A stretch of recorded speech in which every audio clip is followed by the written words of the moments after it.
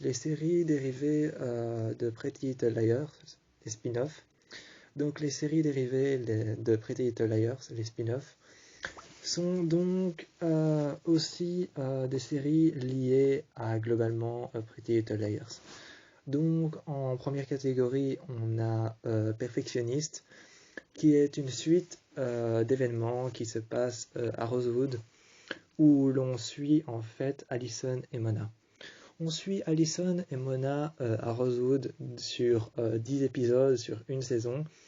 Et il faut savoir que Pretty Little Liars est en fait la série principale. Pretty Little Liars Perfectionniste est un dérivé, est un spin-off qui n'a pas pour le moins, pas si bien fonctionné que ça. Donc, pour ce qui en est du deuxième qui est sorti, Rosewood, n'a pas non plus totalement fonctionné et eu autant de retours et de bons commentaires par rapport à ce qu'il propose. Je peux pas vous en dire plus, je peux juste vous dire que c'est un spin-off, que c'est un dérivé de la série Pretty Little Liars, qui est concrètement le principal du genre de la série. Concrètement, je peux pas aller plus loin, je peux pas vous en dire plus, c'est un spin-off, c'est un dérivé de la série. Ça fait partie de la série, ça fait partie des livres de Sarah Shepard, mais ça ne va pas plus loin que ça, c'est juste un dérivé, c'est juste un spin-off de 10 épisodes et de tous effectivement de 42 minutes comme les épisodes de Pretty Little Liars de 42 minutes. Donc de 42 minutes pour les épisodes, de 10 épisodes et de une saison. Donc je vous l'ai dit, Perfectionniste est un dérivé et un spin-off qui n'a pas pour le moins si bien fonctionné que ça, mais il en reste un dérivé et il en reste un spin-off qui fait partie de Pretty Little Liars et de ce qu'il en est. Ça reste une toute bonne série, mais pour ce qui est de Pretty Little Liars Perfectionniste, je ne peux pas vous dire, car je n'ai pas été voir, je suis pas fan de tout ce qui est spin-off et tout ce qui est crossover. Je suis pas fan de tout ce qui est spin-off et crossover, j'aime bien quand on part dans un premier genre et qu'on reste sur ce premier genre, car c'est beaucoup mieux et que ça va pas plus loin que ça, quoi.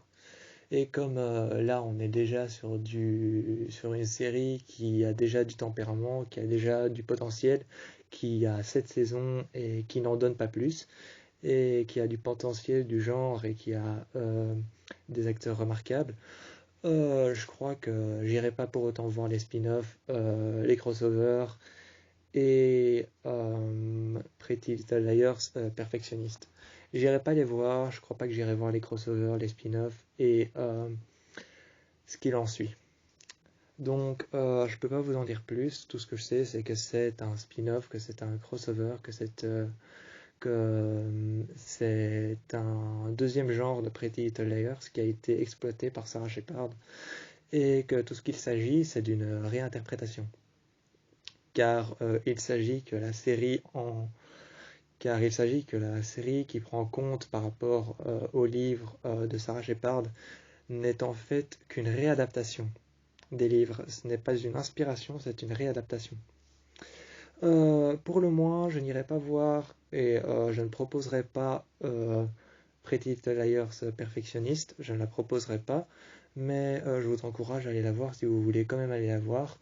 C'est donc un spin-off, ne vous attendez pas à voir la même chose que dans Pretty Little Liars, la série. Donc la série Pretty Little Liars qui a plus ou moins une grande communauté, ne vous attendez pas à ceux qui font partie de la communauté Pretty Little Liars, et j'en suis. Ne vous attendez pas à avoir le même genre, car c'est un spin-off, c'est quelque chose qui a été remodelé, quelque chose qui a été fait de manière à ce qu'on puisse suivre Allison et Mona durant toute la série, sur 10 épisodes, sur une saison, et sur 45 minutes d'épisode. Donc je vous le propose, mais par simple curiosité, pas pour ceux qui ont déjà vu Pretty Little Liars et qui se considèrent en tant que fans, en tant que, en tant que personne qui fait partie de la communauté Pretty Little Liars. Pour ceux qui font partie de la communauté Pretty Little Liars, tels que moi, ne vous attendez pas à vous retrouver avec le même genre de situation que la série. C'est une réadaptation simple, c'est un spin-off simple qui a été refait, qui n'a pas eu autant de succès que la série.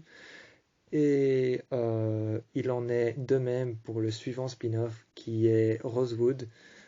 Euh, il en est aussi de même pour le spin-off qui est sorti en 2022 et qui est Original Sin.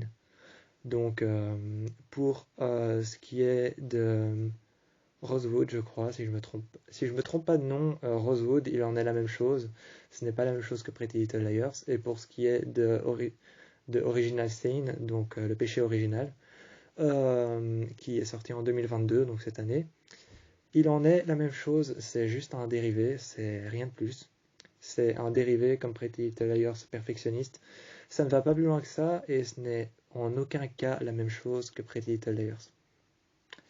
Je tenais juste à préciser le fait qu'il y avait des spin-offs, qu'il y avait des dérivés, qu'il y avait des séries de genre autour de Pretty Little Liars, mais qui ne sont pas pour autant la même chose.